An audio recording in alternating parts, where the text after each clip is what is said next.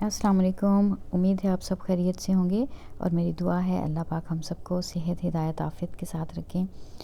کچھ دن پہلے ہمارے گھروں میں ایک مہمان آیا، چپکے سے آیا، جس نے آتے ہی ہمارے گھر کی سب ٹوٹی پھوٹی چیزوں کی ریپیئر کی، ہمارے اللہ سے ٹوٹے ہوئے تعلق کو جوڑا، ہمارے دلوں کو صاف کیا۔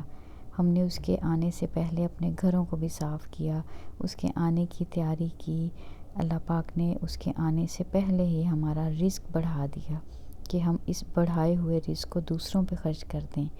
اور ایسا مہمان جس کا ہم نے بہت اکرام کرنا تھا، جس کو ویلکم کرنا تھا، جس کو بہت آنر کرنا تھا، ہم نے اپنی بھرپور تیاریاں کی اس مہمان کے آنے سے پہلے، خود کو عبادتوں کے لیے تیار کیا، اپنے گھروں کو سجایا، لائٹنگ لگائی اور گھروں میں کچن میں راشن بھی بھر لیا، اور اس خیال سے کہ ہم اس کا خوب اکرام کریں گے، اس کا خوب احترام کریں گے، کوشش کریں گے کہ اس کو راضی کر لیں۔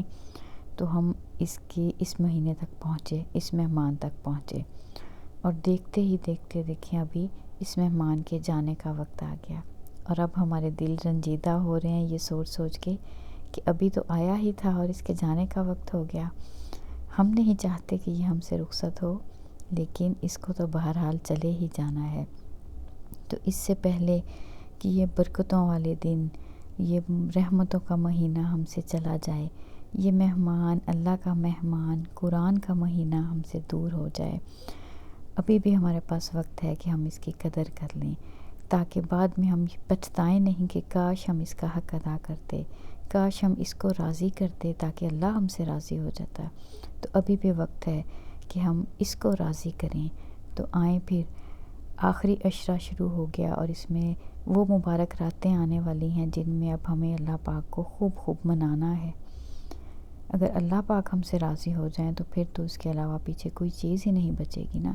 تو ہم اللہ کے شکر گزار بندے بن کر اپنے سروں کو سجدے میں جھکا کے ندامت کے آنسو بہا لیں، اللہ سے مغفرت کے وعدے لے لیں۔ جب ہر روز افطار کے وقت دسترخوان سجتا ہے نا، اور دنیا بھر کی نعمتیں ہمارے دسترخوان پر آ جاتی ہیں، حلال اور طیب چیزوں سے ہمارے دسترخوان بھرے ہوئے ہوتے ہیں، لیکن ہم ہر چیز کو سامنے رکھ کے اس انتظار میں ہوتے ہیں کہ ابھی اللہ کا حکم نہیں ہے۔ تو اس وقت جب اللہ کا حکم ہوگا تو تب ہم ان حلال چیزوں کو کھائیں گے، تو اللہ پاک اس وقت بڑی محبت اور رحمت کی نظر سے ہمیں دیکھتے ہیں۔ پھر اللہ پاک فرشتوں سے فخر کے طور پہ فرماتے ہیں، جس کا مفہوم ہے کہ یہ میرے بندے ہیں جو میرے لیے بھوکے پیاسے بیٹھے ہیں، تم گواہ رہ جاؤ اور ہو جاؤ کہ ان کے خشک حلق تر ہونے سے پہلے میں نے ان کے لیے جنت واجب کر دی۔ اور کیا ہم ان بندوں میں خود کو شامل کروانے میں کامیاب ہو گئے ابھی تک؟ تو ابھی تک تو ہم نہیں جانتے۔ اگر ہم نے کوئی کوتاہی کر لی ہے تو ابھی بھی ہمارے پاس یہ وقت موجود ہے، ابھی بھی رمضان کا آخری تھوڑے سے جو آخری عشرے کے دن ہیں یہ ہمارے پاس موجود ہیں۔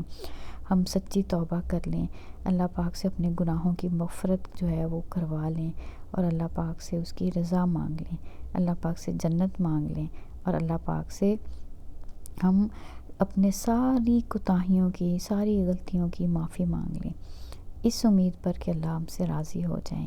اور وہ تو ایسے راضی ہو جاتا ہے اللہ پاک کہ وہ کہتا ہے میں ایک خشک کھجور سے بھی راضی ہو جاتا ہوں، اس کو صرف ہمارا اخلاص چاہیے، وہ ہماری اچھی نیتوں کو جانتا ہے، اور اچھی نیتوں پر ہی ہمارے ساتھ وہ معاملہ کیا جائے گا۔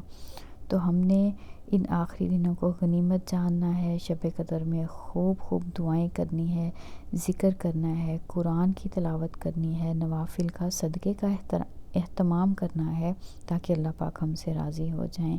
اور حدیث پاک میں دیکھیں وعید ہے نا، ویل کے لفظ آئے ہیں جو حضرت جبرائیل علیہ السلام والی، ہم نے حدیث پاک پہلے میں نے شیئر بھی کی تھی آپ کے ساتھ، کہ حضرت جبرائیل نے دعا کی اور نبی پاک صلی اللہ علیہ وسلم نے آمین کہا تھا۔ تو اس میں یہ بات بھی تھی کہ ہلاک ہو جائے یا بربادی ہے اس شخص کے لیے جو رمضان کا مہینہ پائے اور اپنی مغفرت نہ کروا سکے۔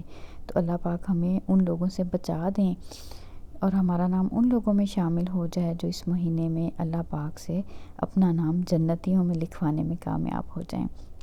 دیکھیں اس مہینے کی خاص نسبت قرآن پاک سے ہے۔ اس مہینے کو قرآن کا مہینہ کہا جاتا ہے کیونکہ اس میں قرآن اللہ پاک نے نازل کیا تھا۔ تو ہم ایک وعدہ کر لیں آج، میں خود بھی اور آپ سب بھی جو بھی میری یہ بات سن رہے ہیں، کہ ہم نے کوشش کرنی ہے کہ قرآن کو سمجھنا ہے، قرآن کو سمجھ کے پڑھنا ہے۔ یہ آج کے اس رمضان میں ہم وعدہ کر لیں خود سے کہ اس آنے والے سال میں نے قرآن کو سمجھنا ہے، قرآن کو ترجمے کے ساتھ، اس کو انڈرسٹینڈنگ کے ساتھ پڑھنا ہے۔ بدقسمتی سے قرآن پاک جو ہے نا، وہ بے شک یہ اعزاز کی بات ہے کہ اس وقت ساری دنیا میں سب سے زیادہ پڑھی جانے والی کتاب قرآن ہی ہے، لیکن بدقسمتی سے بغیر سمجھے پڑھی جانے والی ہے۔ تو کاش ہم اس کو سمجھ کے پڑھنے والے بن جائیں، کیونکہ اللہ پاک نے خود ہی کہا ہے کہ یہ تو ہدایت کے لیے بھیجی گئی ہے۔ تو اللہ پاک ہمیں توفیق دیں کہ ہم قرآن کو سمجھ کے، سیکھ کے، اس میں ہمارا رب ہم سے کیا کہنا چاہتا ہے، وہ کیسی زندگی چاہتا ہے کہ ایک ایمان والا جو ہے وہ کیسی زندگی گزارے۔ تو جب ہم اللہ کی باتوں کو، اس کی کتاب کو، اس کے کلام کو ہم پڑھیں گے نا، سیکھیں گے، تو ہمارے لیے یقین مانیے دین پہ چلنا بہت آسان ہو جائے گا، ہمارے لیے صحیح دین کی سمجھ آسان ہو جائے گی۔ ہم یہ جو طرح طرح کی باتیں سنتے ہیں نا دین میں، نئی نئی باتیں، ہم ان سے بہت دور ہو جائیں گے جس دن ہم قرآن کو سمجھ کے پڑھنے والے بن جائیں گے۔ تو ایک تو قرآن کو سمجھ کے پڑھنے کی ہم نیت کریں کہ انشاءاللہ، اور اللہ سے مانگیں بھی، اللہ پاک ہمارے لیے آسان کر دیں کہ ہم قرآن کو سمجھ کے پڑھنے والے بن جائیں۔ اور دوسرا، رمضان کے ان آخری دنوں سے بھرپور فائدہ اٹھاتے ہوئے خوب عبادات کرنی ہے، استغفار کرنی ہے، جنت مانگنی ہے اللہ پاک سے، اور جہنم سے بچنے کی دعائیں کرنی ہے۔ یہ سارا ہی مہینہ رحمتوں اور برکتوں والا ہے، اس کی ہر گھڑی قیمتی ہے، تو ہم نے اس کی ہر قیمتی گھڑی سے بھرپور فائدہ اٹھانا ہے۔ اور باقی جو ہے وہ تھوڑا سا اہتمام ہم نے یہ کرنا تھا کہ اپنے گھروں میں سادگی ضرور رکھیں۔ ابھی جو باقی بھی دن ہیں ان میں میں نے بار بار اپنی سبھی ویڈیوز میں اس چیز کو مطلب کوشش کی ہے ایک ریمائنڈر دینے کی کہ ہم اپنے دسترخوان جو ہیں ان کو تھوڑا سا سادہ کر لیں، ضرور بنائیں۔ ہمارا دل کرتا ہے کہ ہم مختلف چیزیں بنائیں، ضرور بنائیں، لیکن بہت زیادہ نہیں، ایک چیز بنا لیں، ون ڈش کر لیں، سادگی پہ آ جائیں۔ تو اللہ پاک ہم سب کو رمضان کی برکتوں سے نوازیں اور خوب دعائیں کرنے کی توفیق دیں۔ آپ بھی مجھے دعاؤں میں یاد رکھیے گا، اور ان دعاؤں میں ہم نے اپنے فلسطینی بہن بھائیوں کو نہیں بھولنا، کیونکہ اس وقت ساری امت کے لیے ہی دعائیں کرنی ضروری ہیں، لیکن سب سے زیادہ اس وقت ہماری امداد کے اور ہماری دعاؤں کے مستحق ہمارے فلسطینی بہن بھائی ہیں۔ تو چلیں ملتے ہیں اگلی کسی ویڈیو میں۔ اللہ حافظ۔